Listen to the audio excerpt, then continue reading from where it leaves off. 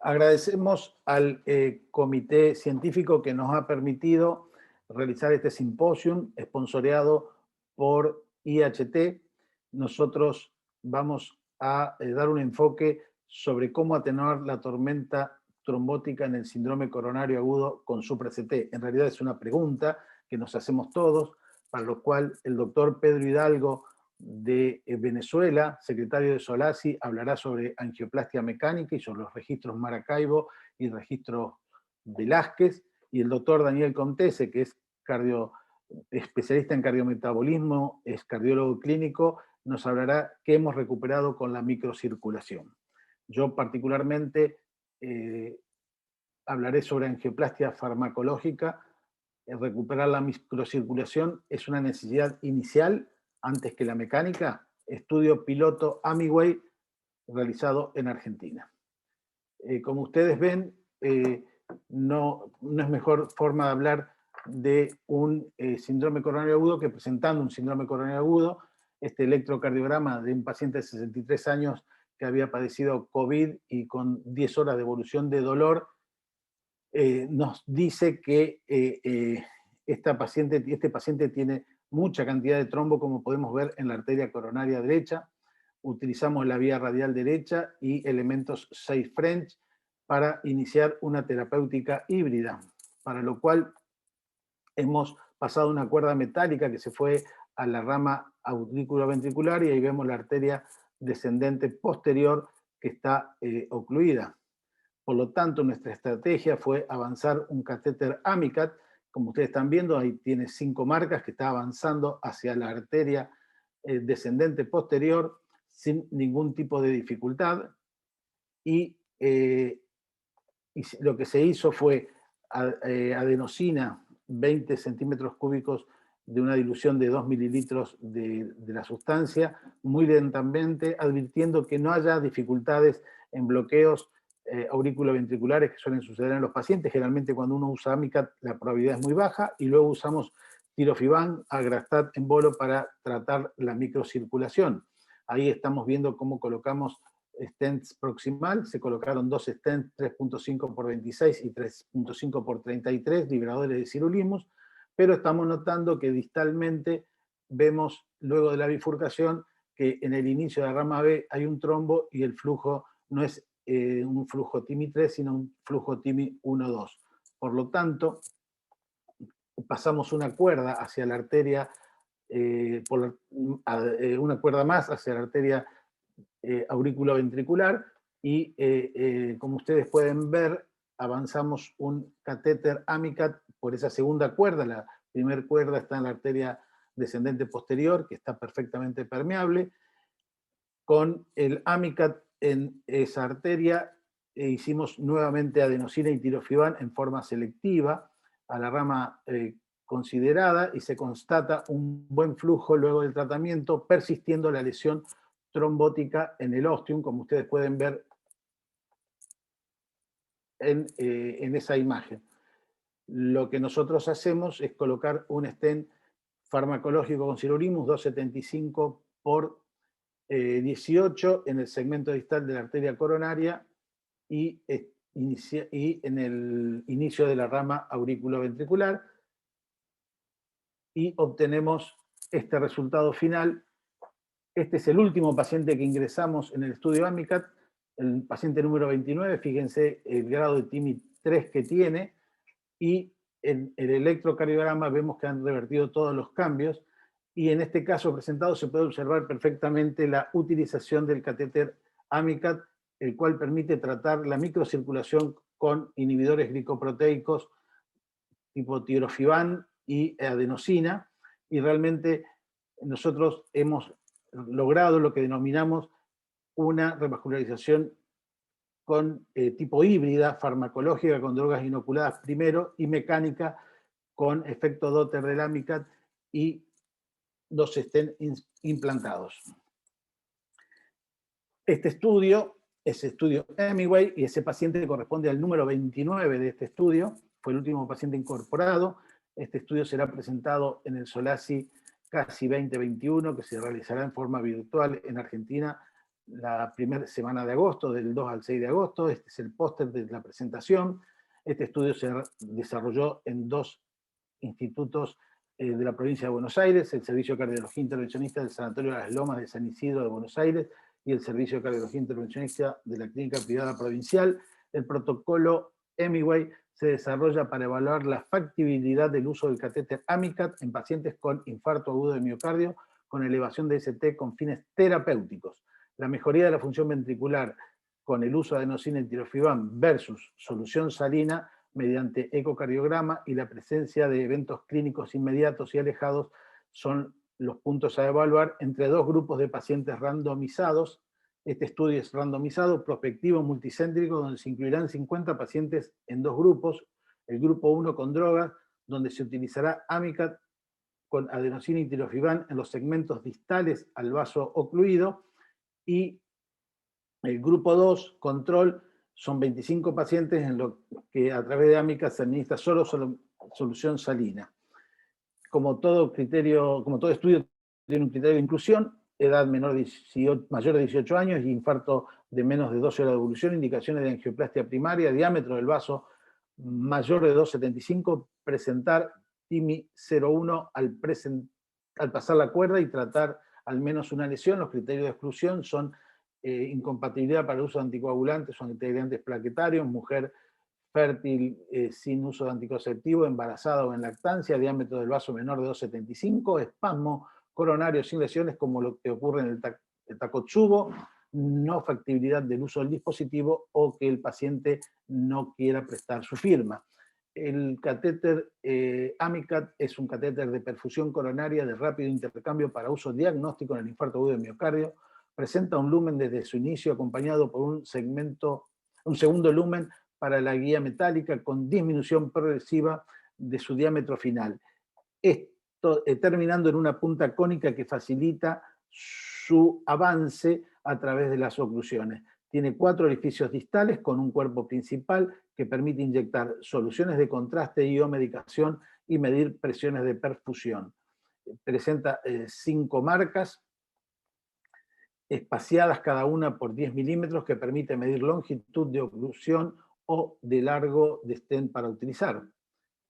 Esto es importante y el flujo de pacientes es como se ve en este diagrama: 50 pacientes con síndrome coronario agudo de menor de 12 horas de evolución. A todos los pacientes se utiliza catéter Amicat, se divide en el grupo drogas y en el grupo control, tratamiento con stent, ecocardiograma al alta a los 3 meses y evaluación de la fracción de eyección comparando la mejoría o no entre ambos grupos. Hasta la fecha, hoy 14 de julio de 2021, hemos incluido 29 pacientes con síndrome coronario agudo, de los cuales 15 corresponden al grupo drogas y 14 al grupo control. La mayoría se hicieron por vía radial.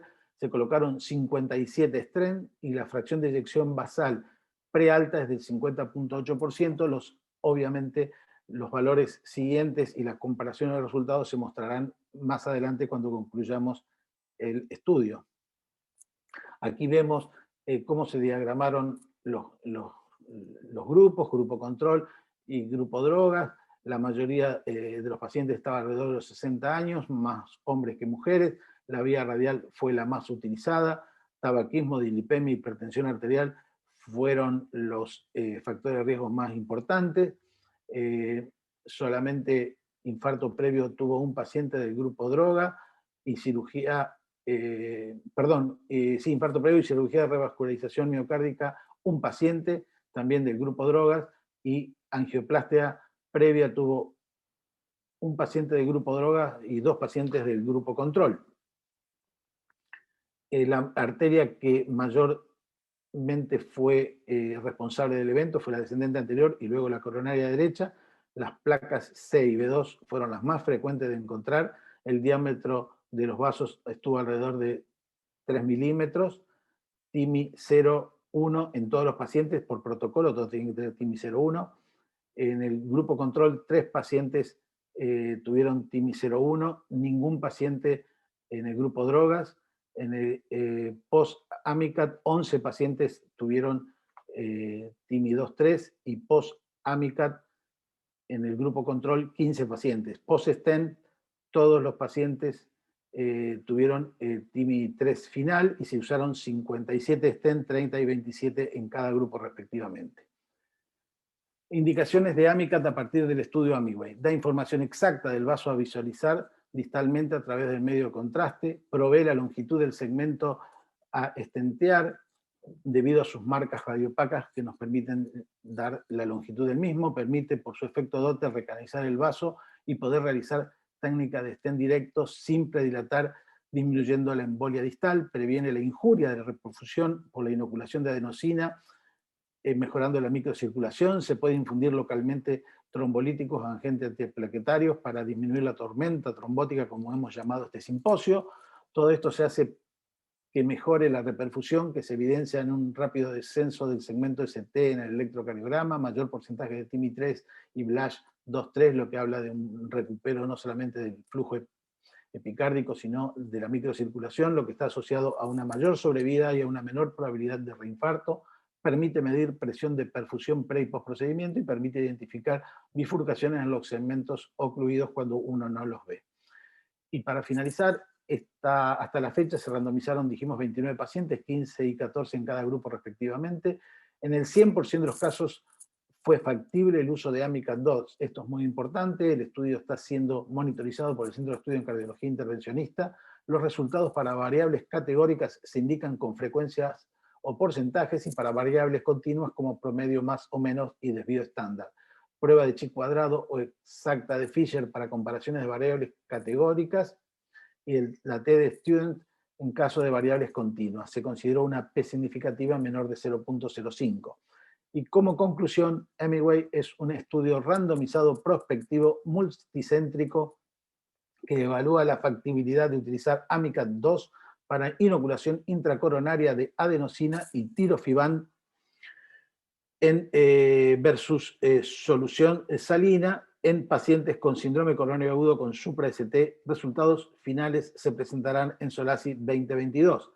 A continuación, el doctor Pedro Hidalgo, desde Venezuela, Maracaibo, nos hablará de la revascularización mecánica de angioplastias mecánicas. Muchísimas gracias, Omar. Es para mí un gran honor poder compartir con ustedes un rato, conversar acerca de un tema tan interesante como lo es el uso de los stent ultrafinos en lesiones con alto contenido trombótico, y especialmente nuestra experiencia venezolana en el registro Maracaibo. Cuando hablamos de trombo, hablamos de infarto agudo del miocardio, la gran catástrofe. Más de 10 millones de muertos en el mundo entero anualmente, y pocas patologías tienen una fisiopatología tan fácil de entender. Obstrucción total de la arteria principal del corazón por un coágulo, por un trombo. Y nosotros nos hemos dedicado a demostrar que la solución mecánica a este problema es eficaz. Nuestro gran enemigo, el trombo, ¿qué hacer con él? ¿Cómo eliminarlo? Es importantísimo saber que el trombo es el evento isquémico que realmente impacta el resultado primario de la angioplastia directa en el infarto agudo del miocardio. Necesitamos mantener la arteria abierta, abrir esa arteria es lo principal. Fíjense como si no conseguimos abrir la arteria, la mortalidad se eleva 3 o 4 veces. Pero no solamente abrirla, sino mantenerla abierta, el gran reto, porque la trombosis intraestén es aún peor que el infarto primario. En promedio mata a 1 de cada 10 pacientes. ¿Cuál camino seguimos para lograrlo? Tenemos que modificarlo todo. Los 3 elementos de este dispositivo que cambió la historia de la cardiología intervencionista: modificar el stent, modificar el polímero y la conformabilidad espacial de la droga. Fíjense cómo hemos conseguido reducir el grosor de los struts a niveles tan interesantes como entre 60 y 70 micras, y eso ha demostrado que promueve menos trombo y una endotelización más rápida, con mayor cubrimiento de las astas de los stents, menor estenosis y sobre todo menor depósito de fibrina e inflamación, lo cual se traduce en menores tasas de trombosis tardía y de necesidad de revascularización de la lesión tratada. Para nadie es un secreto que los polímeros de primera generación promovían deposición plaquetaria, reclutamiento leucocitario, migración, proliferación celular y deposición de matriz. Hubo que mejorar esos polímeros. Ahora los polímeros durables de última generación, con fluoropasivación, pueden mantener albúmina en la superficie del stent y minimizar la adhesión plaquetaria. Y con eso hacen los stents cada vez más biocompatibles y tromboresistentes, al punto que los metaanálisis, cuando comparamos stents con polímeros biodegradables versus stents con polímeros durables de última generación, no muestran ninguna diferencia en términos de stent trombosis. Y eso es importante, sí, pero además también el concepto de colocar el polímero y la droga solamente en contacto con la pared del vaso, que es donde nos interesa que haya una disminución en la proliferación miointimal. Si dejamos libre la parte del stent que mira hacia la luz del vaso, promovemos entonces una endotelización más rápida y mucho más eficaz, haciendo que se puedan mostrar ya algunos estudios robustos con evidencia clínica que demuestra que los stents ultrafinos tienen mejores resultados tardíos cuando comparado con los stents finos, y eso nos llena de alegría. Lo que pasa es que estos estudios clínicos adolecen de un estudio que pueda mostrarnos con imágenes realmente lo que sucede, especialmente en estos pacientes que tienen gran trombo intraluminal, que tienen un core necrótico, cómo se comportan esos stents ultrafinos.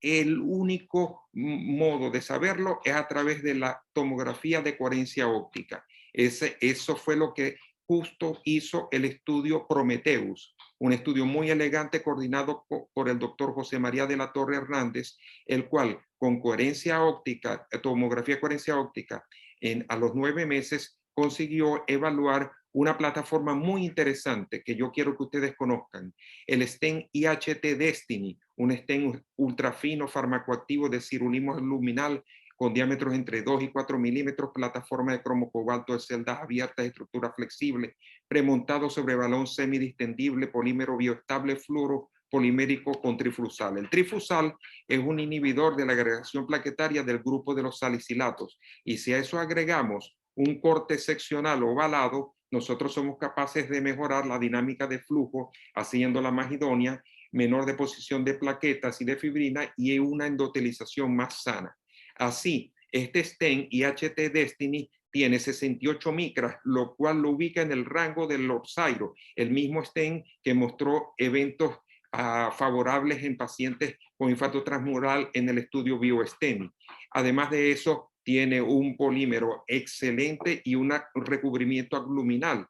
En este estudio se incluyeron en principio 65 pacientes, 73 lesiones. Luego del seguimiento a 9 meses se estudiaron 58 pacientes con 63 lesiones, la mayoría de los pacientes, más del 50%, con síndromes coronarios agudos y un desempeño clínico muy bueno.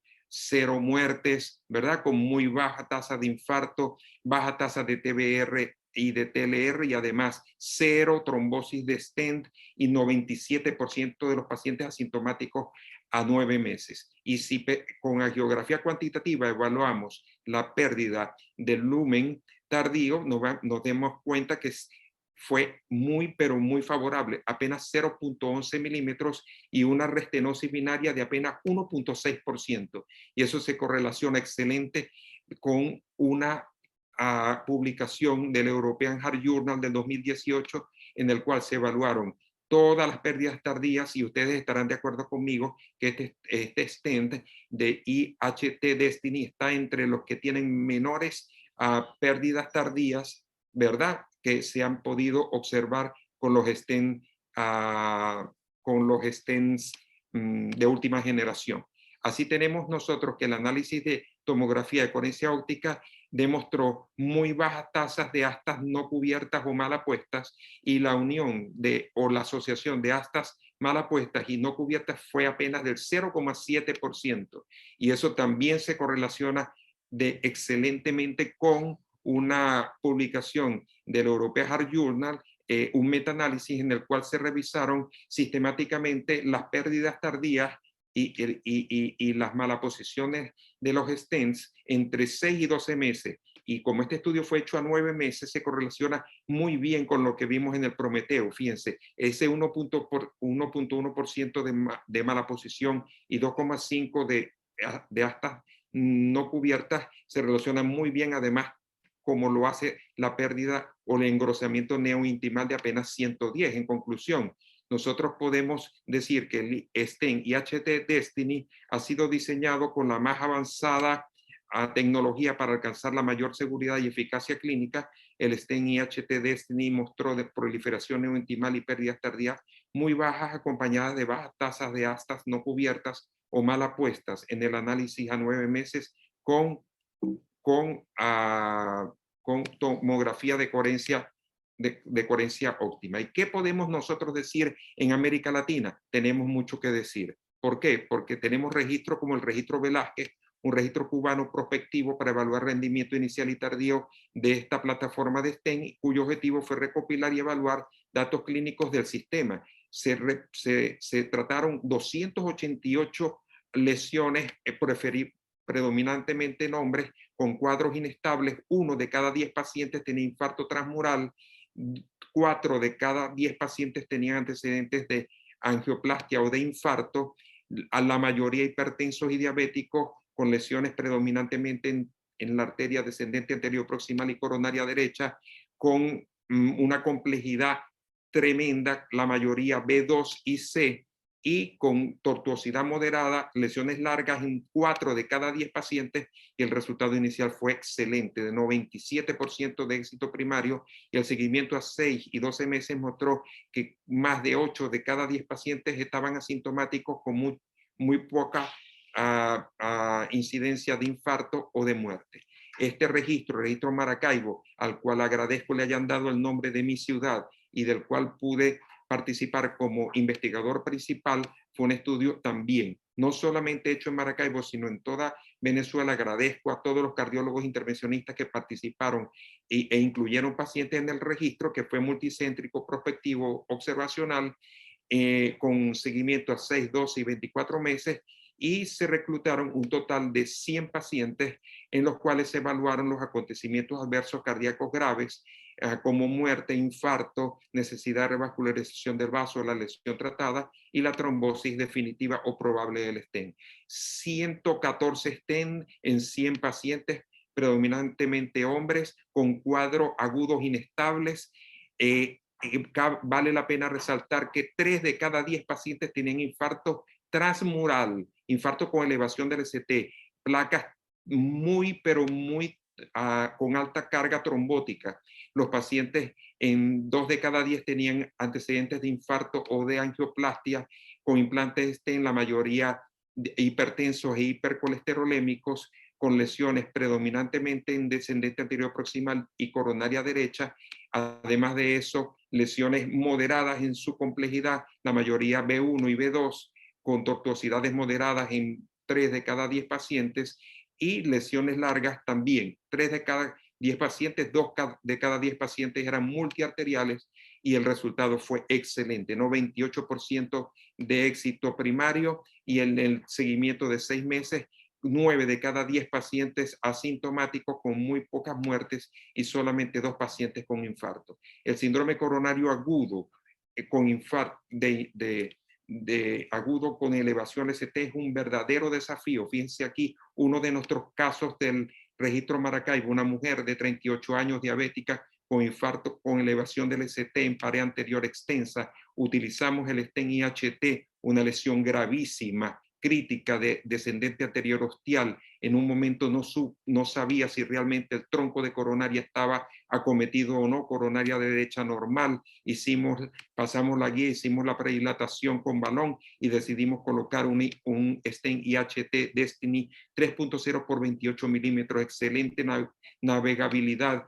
Y no solamente eso, sino que el implante iba a depender de la localización perfecta en el ósteo de la coronaria, lo cual afortunadamente logramos. Una conformabilidad excelente, una imagen anatómica muy buena, un resultado que nos llenó de alegría.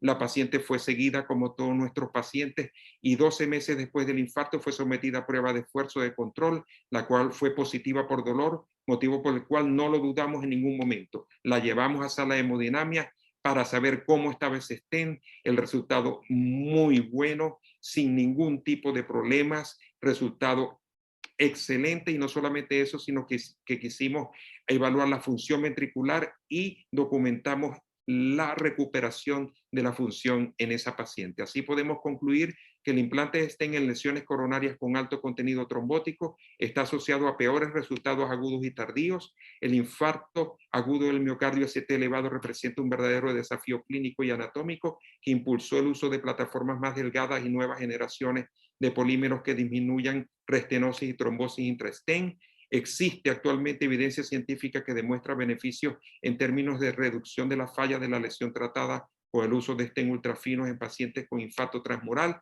Y finalmente, el stent ultrafino IHT Destiny ha mostrado excelentes resultados agudos y tardíos en estudios como el Prometheus, con análisis imagenológico guiado por tomografía de coherencia óptica, y en registros clínicos latinoamericanos como el Velázquez y Maracaibo, incluyendo gran número de pacientes con síndrome coronario agudos. Así, la ciencia consiste en sustituir el saber que parecía seguro por una teoría, o sea, por algo problemático. Muchas gracias.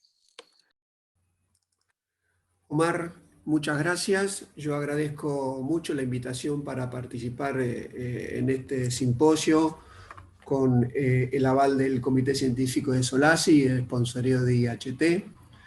Y brevemente, a modo de cierre y desde mi perspectiva del cardiólogo clínico, luego de estas excelentes presentaciones, tanto la tuya como la de Pedro, a mí me parecía importante resaltar como primer concepto el hecho que tenemos que, además de considerar el componente macro y epicárdico de la enfermedad coronaria, como vemos acá, en este caso sin lesiones angiográficamente significativas, tenemos que considerar este elemento clave dentro de toda la fisiología coronaria, que es la microcirculación, que modula en el 70% finalmente la perfusión miocárdica, y que deberíamos integrar estos dos componentes, lo macrovascular con la microcirculación, para llevar al concepto que vos mencionaste, que es muy atractivo, que yo comparto, respecto a una revascularización híbrida, donde vos decís, hay una revascularización mecánica que está planteada con los stent y con el fantástico avance tecnológico, como mostró Pedro, respecto a los stent ultrafinos y todas sus ventajas en cuanto a bajar significativamente el riesgo de trombosis cercana como alejada y reintervenciones, pero también entender que si solo nos quedamos en el componente de recanalizar la lesión macrovascular epicárdica y no tratamos en lo posible de preservar la fisiología de la microcirculación, el paciente va a tener una evolución por lo menos no tan satisfactoria como creemos cuando se recanaliza el vaso. Y eso lleva al concepto, finalmente, que consideramos esencial de la reperfusión tisular efectiva. Esto es, en un modelo que es paradigmático del infarto con supranivel del ST, como ya hemos hablado y ustedes plantearon claramente, con una alta carga trombótica, el elemento necesario inicial tiene que ser recanalizar el vaso y tener el mejor flujo, pero entender que además de eso necesitamos complementariamente, insisto, preservar la función de la microcirculación, porque si no, finalmente, aún con el vaso permeable y con un buen flujo TIMI, si la célula no recibe la oxigenación, no mantenemos su viabilidad, y eso va a ir en contra de preservar la función celular, preservar la función ventricular y en última instancia estar actuando sobre el pronóstico y la evolución de los pacientes. Simplemente para terminar, decir que me parece muy, muy fascinante la línea de investigación llevada a cabo por Omar en lo que hace a la utilización justamente de drogas que pretenden actuar sobre la microcirculación, además de la enfermedad epicárdica, donde el alto componente antiagregante plaquetario con el tirofibrán y un componente potente vasodilatador como la edosina parecería ser que es muy atractivo. Y evidentemente que una manera de evaluar el impacto terapéutico beneficioso puede ser a través del ecocardiograma, pero también entendemos que quizás el aporte de la calidad y de la especificidad de la imagen de la resonancia magnética a través de evaluar con el realce tardío nos puede dar también una información a través de la imagen y la tecnología muy específica de los beneficios terapéuticos. Me parece que con esto cerramos de la mejor manera y solamente me queda agradecerles y decirles muchas gracias.